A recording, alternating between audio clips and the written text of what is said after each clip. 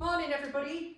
Okay, so yesterday we looked at calf tension. So these muscles down the back of the leg kind of restricting how much movement you have at the ankle and how that impacts your ability to walk and what it does in terms of gait, and also creating a buckling or a closing of the joint space in the knee, which again leads to more potential for friction and inflammation, that kind of stuff.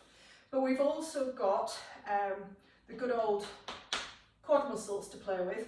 So we already know that if you are somebody who uses their front of their thighs to hold them up with a slight knee bend, you can't relax your kneecaps. Day 2 was kneecaps, but if you can't, this is why I keep going back to it, it's kind of important. But if you can't relax your kneecaps, then you're potentially somebody who holds a lot of tension in their quads or their front of their thigh muscles. The other thing as well is if you were to ask somebody to look at your thighs, would they say to you, "Crikey, you've got well-developed thighs"? At which point you might go, "Oh yes, I have. I'm very well developed in my thighs." But you look at somebody who has this. You can kind of see it on people. They've got these really well-defined, bulky thigh muscles. A lot of cyclists you might see look like that.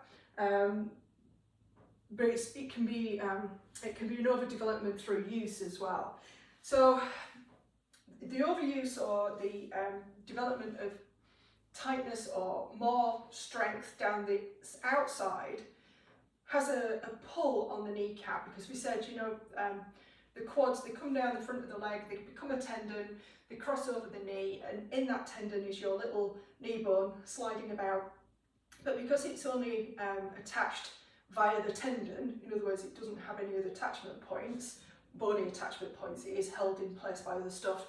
There can be a tendency, if the outside of the thigh is particularly over strong in comparison to the inside of the thigh, you're going to get this pull of the kneecap potentially over to one side. That pull on the kneecap, it's sort of, when it moves in a groove. Your knee's got this little groove in it, so that the kneecap has something to slide into or over, as the case may be. And it doesn't get pulled out of that. You can dislocate your kneecap, but that's a bit excessive. And some people have a really shallow groove, so it's dead easy for the kneecap to kind of be pulled out of alignment. But if it's not centred in the joint as it's moving backwards and forwards, it's going to be rubbing again. And we're trying to get rid of this. We're trying to create as much freedom in the joint and as much space as possible. But the last thing we want is joints sort of rubbing. We don't want friction or bits and bobs in there. So we want freedom of movement and extra joint space. So the kneecap is really important, and where it moves backwards and forwards, dead important. And the quads the thigh muscles are partly to blame for when things go horribly wrong in that department. So you can see here now that I am sat with the front of my ankle is touching the floor, and I'm sat on my heels. My sit bones are on my heels are in, more or less. And I'm not feeling this as a stretch in my quads at all. So this is your test and your exercise for today, or one of them, is to come down to kneeling and see if you can actually kneel, right? So if you are somebody whose feet are like this, and this front part of the ankle won't sit down on the floor, then you know that you are particularly tight up these tissues here. Yeah, and we've got an exercise for that at some point. But if you can get if you can get the fronts of your ankles down, can you actually sit on your heels? And for many people who experience knee issues, this is pretty much impossible. So the first question is, can you get here?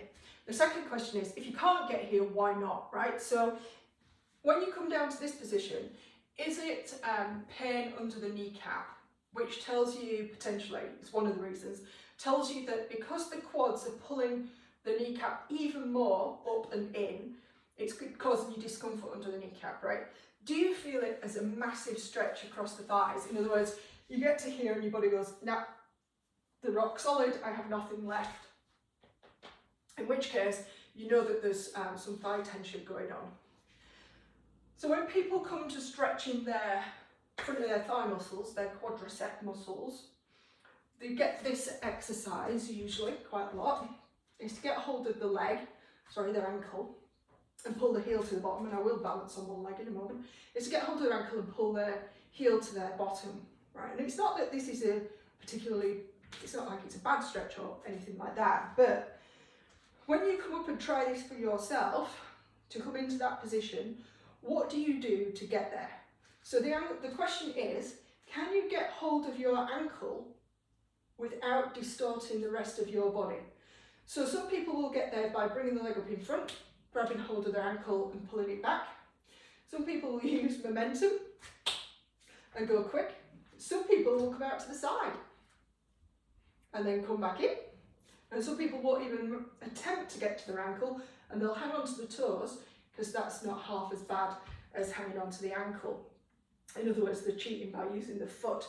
So by using all of those methods to get into position, you're actually not asking your front of your thigh to lengthen very much in an active range. So that's an active range of movement. In other words, I'm doing it, as opposed to a passive range of movement where I can get my heel to my bottom now, but if I let go with my arm, the foot drops away.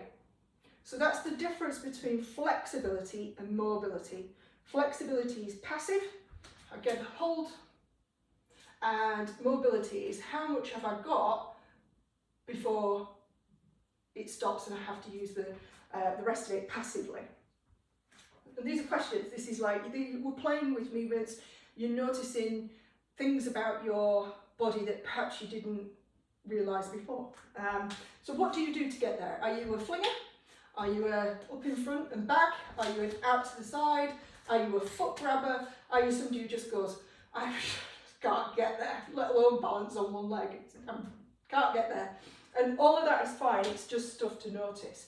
So unless you're in significant discomfort with knee pain, stretching the quads is not a bad idea, right? So you don't have to do it in standing, you could do it with support by all means. And if we were to do this as an exercise, you would be holding the ankle so that you can flex the foot. So it's not here. You can flex the foot and get the foot involved. You would like your knees to be level with each other, and you don't want to arch the back. That's the cheat actually, arching the back here. So everything stays in line. You can even, to a certain extent, feel like you're tucking the pelvis under for this one to really give you that sense of stretch down the quad. The other way to do it is lying down, which takes the balance aspect out of it even more. And then you can notice here, what do I have to do to be able to get hold of my ankle? So for me, it's not so far away, doing this a while. I still have to kind of reach and arch a little bit. And then once I've got hold of the leg, I can check in and see what's happening. For most people, when they pull the leg in, they have to do the usual. They have to kind of fling, it has to come out to the side, whatever. Once you've got hold of your ankle, bring it back in so the knees are level. And then just check in with the front of the hip here, because what will tend to happen is it will lift off, so your butt will be in the air. So once you've got hold of your ankle, you want to press your pubic bone and your hip bones back down into the mat. So that's how you know if you've arched your lower back, is your pelvis has left the mat. So you're pressing, it feels like tucking, not actually tucking, you're just taking the arch back out of your back. Again, you've got the foot flexed, and you can get this stretch down the front of your thigh. Practice the active pulling of your heel to your butt using your hamstrings and your glutes. Well, it's mainly your hamstrings, but you want to feel like you're doing this actively first. See how far you can get, and then by all means add the passive stretch in, pressing the pubic bone and the hip bones back down into the mat. And that's how you're going to lengthen your quads.